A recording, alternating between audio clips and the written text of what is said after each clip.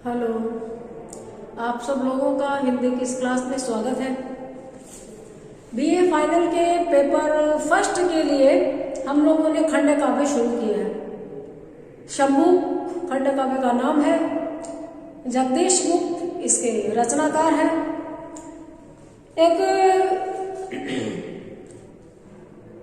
व्यक्ति की हत्या को जस्टिफाई करना और हत्या करने वाले के सामने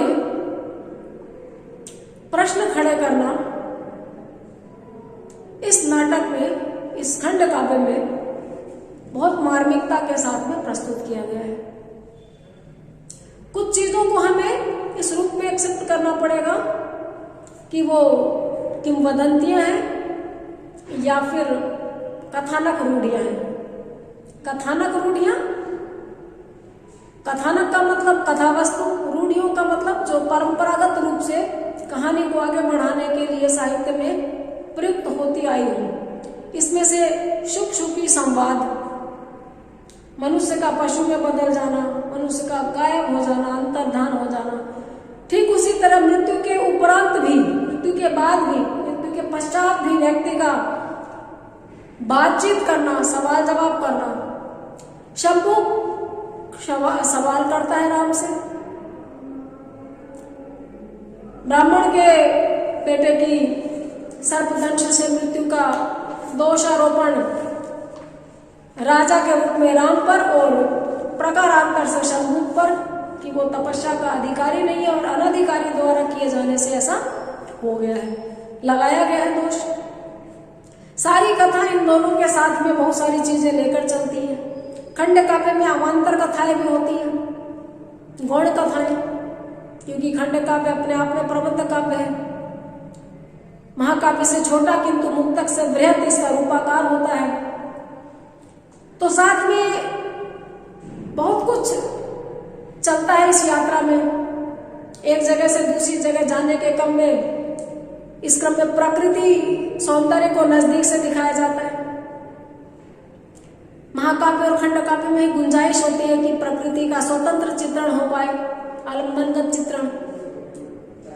एक एक चीज, पशु पक्षी, सूर्य चांद और वर्णनात्मक शैली में महलों का, रथ का, वस्त्राभूषणों का चित्रण भी चलता है। तो राम पर आरोप लगा है, राम चिंतित है, राम ने सभा बुलाई है और गुरु को दरियाफ्त किया गया, गुरु को बुलाया गया सामने। देखिए, पेश होने जैसा तो नहीं कहना चाहिए, लेकिन हाँ, कोई भी बात होते ही विशेषज्ञ के रूप में गुरु को बुलाने की परंपरा हमारे धर्म ग्रंथों में रही है। विचार विमर्श होता उनसे। तो गुरु वशिष्ठ है राम के, उनको बुलाया गया है। अपने घर से निकलते ही उनका सामना नारद मुनि से होता है। नारद मुनि उस बच्चे के जीवित नहीं होने और राम के पाप मुक्त नहीं होने का अभिशाप नुमा वाक्य बोलते हैं। गुरु के साथ उनकी चर्चा चल रही है, अब तक हमने पढ़ा था। कर रहा तब शूद्र कोई अधोमुख दंडक गगन में, स्वर्ग का सुख लूटने की लालसा को लिए मन में। चाहता है एक दिव्य कृपाण, किंतु जाएंगे उसी के प्राण। दंडक वन में, दंडकारण्य में, धरती की तरफ मुंह को गाड़े शीर्षासन की अवस्था में एक शूद्र तपस्या कर रहा है। वो दिव्य कृपाण चाहता है, वो स्वर्ग के सुख लूटना चाहता है, लेकिन उसके प्राणों का अंत होगा। विप्रसूत की मृत्यु से इसका कहाँ संबंध? देवगण रहते सदा क्या स्वार्थ ही में अंत। वशिष्ठ पूछते हैं कि विप्रसूत ब्राह्मण के बेटे की मृत्यु का इससे क्या संबंध है? और देवतागण क्या हमेशा अपने स्वार्थों में ही अंधे रहते हैं? सोचिए, संबंध तो बिल्कुल प्रकट है देव, हर समस्या दूसरी के सन्निकट है देव। अगर आप सोचिए तो संबंध तो बिल्कुल डायरेक्ट है, प्रकट है, सामने प्रत्यक्ष दिख रहा है।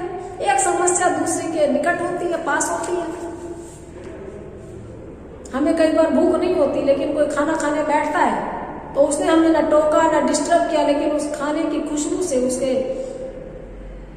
रंग रूप से ही हमारी जठराग्नि प्रज्वलित हो जाती है। अब सामने वाले का इसमें क्या दोष? इसी तरह से आप गिर गए, चोट लगी, लेकिन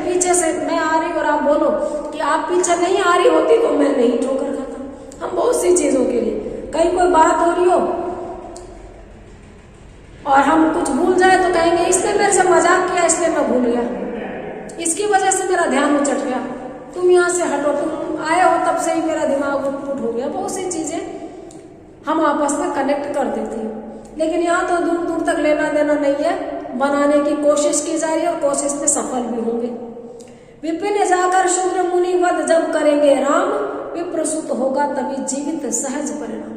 विपिन जाकर, जंगल में जाकर शूद्र मुनि, चलिए एक बार मुनि तो कहा शूद्र को, वरना शूद्र को तो शूद्र ही कहा गया था। ये जो शूद्र रूपी मुनि है, ये इसका जब वध करेंगे राम, वध शब्द पे गौर कीजिएगा, नीच की, दुष्ट की, पापी की, राक्षस की हत्या को वध कहा जाता है। गांधी की हत्या के बाद उनके हत्यारों ने भी गांधी वध नाम दिया था, जैसे उन्होंने दुष्ट को मारा हो। यहाँ पर शंभू का आप देखिएगा बौद्धिक स्तर, वेद देने वाले उसके सवाल, तो आपको समझ में आएगा कितना प्यारा और न्यारा था वो, सीधा भी था, सच्चा भी था। लेकिन यहाँ कहा जा रहा है कि वो शूद्र मुनि का जब वध करेंगे तब वो एक प्रसूत जिंदा होगा। ये सहज परिणाम निकलेगा, नेचुरल रिजल्ट ये निकलेगा कि इधर राम उसका मर्डर, उसकी हत्या, उसका वध करेंगे, इधर बच्चा जिंदा हो जाएगा। वशिष्ठ कहते हैं जो बताई युक्ति ले उसके लिए आभार, मार्ग में मुझको मिले कैसे करूं सत्कार। हम कई बार कटाक्ष कर जाते हैं, भाई रास्ते में मिले बड़ा अच्छा है, सौभाग्य है कि आप मिले, लेकिन अब रास्ते चलते तो मैं आपका चाय पानी से स्वागत तो क्या ही करूं, ठीक है फिर। तो वशिष्ठ जी कहते हैं जो बताई युक्ति ले उसके लिए आभार, आपने जो रास्ता सुझाया है उस बच्चे के जीवन का, उसके लिए मैं आभार व्यक्त करता हूँ, लेकिन रास्ते में आप मुझे मिले, मैं आपका सत्कार नहीं कर सकता। स्वस्ति नारद ने कहा कर से बजाकर बीन, शिखा नागिन सी उठी, सी तुरंत लहरा उठी अति पीन, हुए अंतर ध्यान वे वह भी हुए नवलीन। इंद्र नारद का हुआ जब भी जहाँ संयोग, लोक मानस में तभी उपजा भयानक रोग। स्वस्ति, ठीक है, अच्छा है, कह के नारद ने अपनी बीन बजा दी, वीणा जो उनके पास थी। शिखा नागिन सी, उनकी बाल तो आगे से मुंडे होते हैं और पीछे मोटी चोटी होती है, तो वो अति पीन, पीन यानी स्थूल मोटी सी चोटी उनकी नागिन की तरह लहराई जब वो वीणा बजाने लगे, और फिर भी ये कहकर अंतर ध्यान हो गए, स्वस्ति कहकर अपने में नभ में लीन आसमान में चले गए। अंतर ध्यान होना ये भी कथानक रूढ़ी है। अब यहाँ पर एक और बात कही गई है, कुछ मान्यताएं हमारे लोक में बहुत है, कुछ भी हो जाए तो हम बोलेंगे श्राप लग गया होगा, अपशुभ लग गया होगा, नजर लग गई होगी, या कोई चीज खो गई तो हम लोग शाने से, ओझे से, गुड़िये से मिलते हैं, वो दिशा बता देता है, वहां रखी हुई है, वहां है। तो एक और यहाँ पर है मान्यता आप सगुनों को मानने की। इंद्र नारद का हुआ जब भी जहाँ संयोग, अगर इंद्र और नारद कभी मिले हैं, उनका मिलना, उन दोनों की बात इकट्ठे जहाँ हुई हो, लोक मानस में तभी उपजा भयानक हो। लोक मानस में, जनता के दिमाग में, जनता के मन में भयानक रोग उत्पन्न होता है।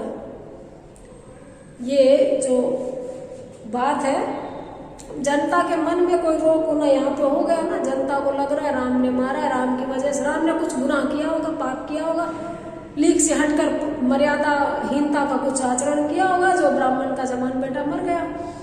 तो ये लोकमानस, जनता के दिमाग में, जनता के भीतर, संसार में स्थित रहने वाले लोगों के मध्य भयानक रोग उपज जाता है जब नारद और इंद्र मिलते हैं। इंद्र इंद्रिय सुख अपरिमित और नारद बुद्धि मिलने से इनके न कभी होगी मन की शुद्धि। इंद्र का इंद्रिय सुख अपरिमित, एक तो इंद्र, और उसमें इंद्रिय सुख, शारीरिक सुख, ये अपरिमित होते, इनकी कोई माप नहीं है, कहाँ जाके लिमिट लगेगी, कहाँ आपने संयम लगेगा, कह नहीं सकते। और उधर नारद बुद्धि, नारद की बुद्धि और इंद्र के अब इंद्रिय सुख जब मिलते हैं तो मन की शुद्धि कभी नहीं होती है। मन में क्लेश, मन में गलत चीज, मन में गलत भावना जरूर आ जाती है यही उपयुक्त जागृत रहे सदा विवेक, व्यक्ति मन की नहीं इससे बड़ी कोई टेक। बिल्कुल सही बात है कि जब भी उपयुक्त लगे, सही लगे, तो अपने विवेक को, सोचने समझने की शक्ति को हमेशा जागृत रखिए।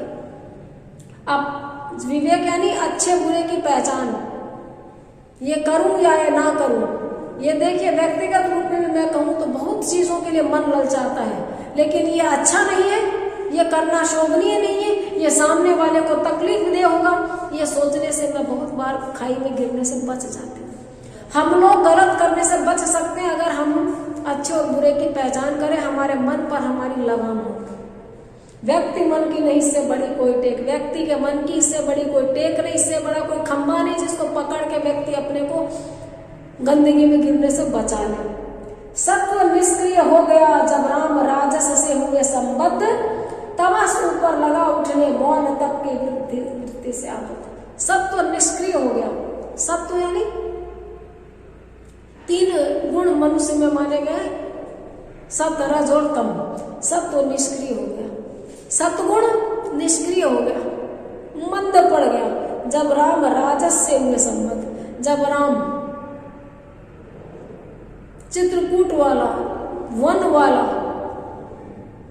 मुनि जीवन, साधु जीवन त्याग कर अयोध्या के राजा बने, राजसी पदवी ली, तब वो राजस से संबद्ध हुए और उनका सत्वगुण मंद पड़ गया। तमस ऊपर लगा उठने मौन तप की वृत्ति से आबद्ध। मौन तप की वृद्धि से आबद्ध हो गए। तमस उनका ऊपर उठने लगा, यानी पहले तो राजसी गुण ने सात्विक गुण को दबाया, फिर वो मौन तपस्वी की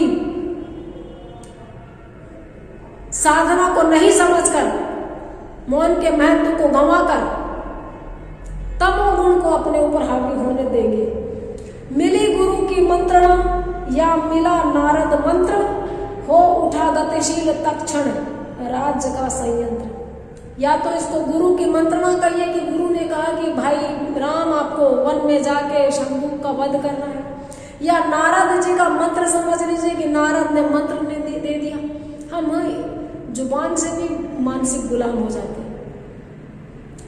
ऐसी भी जातियां हैं जिनमें उन्होंने चाहे कुछ ना किया हो, नाम के साथ हम जी लगा देते हैं, और ऐसे भी हैं जो कितने भी भले हों उनको जी के साथ क्या बोलना।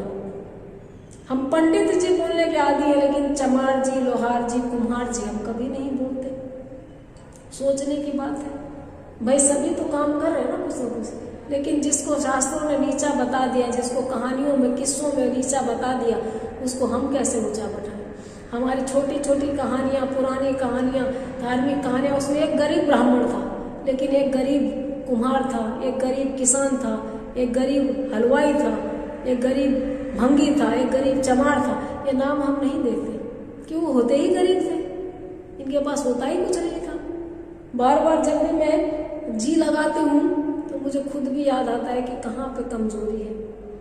तो मिली गुरु की मंत्रणा, गुरु जी की मंत्रणा मिली, या नारद जी से संकेत मिला था, तो पूरा जो राज्य का संयंत्र है, वो संयंत्र समझते, राज्य की मशीनरी, प्रधानमंत्री को कहीं जाना हो, राष्ट्रपति को कहीं जाना हो, तो पूरे नियम कानून और उनकी यात्रा की पूरी व्यवस्था, ये सारा संयंत्र है। किस यंत्र में जाएंगे, बॉडीगार्ड कौन होगा, कैसे क्या क्या सुरक्षा के बंदोबस्त किए जाएंगे, आगे वहां रिसीव कौन करेगा, उधर भी तैयारी होती है, इधर भी। तो ये है राज्य का संयंत्र। गुरु से मंत्रणा करी, विचार विमर्श किया कि हाँ भाई जाना पड़ेगा मारने, नारद जी से समझ लीजिए मंत्र मिला, तो गतिशील तत्क्षण राज्य का संयंत्र, राज्य का जो संयंत्र है वो तुरंत गतिशील हो गया। इसके लिए राम ने निश्चय किया यह, वे अकेले ही करेंगे शूद्र मुनि की खोज, सचिव सेवक साथ में कोई न होंगे, भले ही लग जाए कितने रोज। राम ने एक बात और निश्चित रूप से सबको बता दी कि राम अकेले जाएंगे, उस शूद्र मुनि की खोज करने जंगल में राम अकेले जाएंगे। शंभूक को ढूंढने के लिए राम के साथ उनका अनुयायी, अनुचर, अंगरक्षक कोई नहीं जाएगा, और सचिव सेवक कोई नहीं, भले ही कितने ही रोज लग जाए, कितने ही दिन लग जाए। एक सर्ग हमारा खत्म हो गया, यहाँ पे दूसरा सर्ग शुरू हुआ है, पुष्पक यान। रत्न मणियों से जटित प्रतिबिंब में अभिराम, कर रहा शतरूप प्रकटित एक दर्पण धाम। चमचमाती झालरें सीधी खींची सब ओर, आत पत्र संभालती बहुरंग रेशम डोर। ध्वज कंगूरों से में लहरा रहे उन्मुक्त, घंटियां बजती मधुर स्वर कंपनों से युक्त, स्वर्ण खंभों में बने मणिधर निगलते मोर, थी खचित गज पंक्तियां कुछ कीर्ति मुख की घोर, राम को आरूढ़ कर चल दिया पुष्पक यान, उठा जो ही भूमि तल से उठ गए सोपान। इसको पढ़ने की बड़ी इच्छा हो रही है मेरी, लेकिन पूरा बहुत लंबा है, तो दूसरे सर्ग को की हम व्याख्या मेरे हिसाब से एक नए वीडियो में शुरू करनी चाहिए, क्योंकि एक सर्ग हमारा यहाँ खत्म हो गया। दूसरे सर्ग में ये है कि राम इस यात्रा के लिए निकल गए हैं, जो मैंने पढ़ा है रत्न मणियों से जटित। राम के रथ के सौंदर्य का चित्रण अगले अंक में किया गया है। राम का रथ कितना सुंदर है, क्या क्या जड़ा हुआ है, क्या क्या लगा हुआ है, हवा से किस तरह वो बातें करने लगा, अगले अंक में ये हम पढ़ेंगे। आज इतना ही, देखते रहिए, बने रहिए। Have a nice day.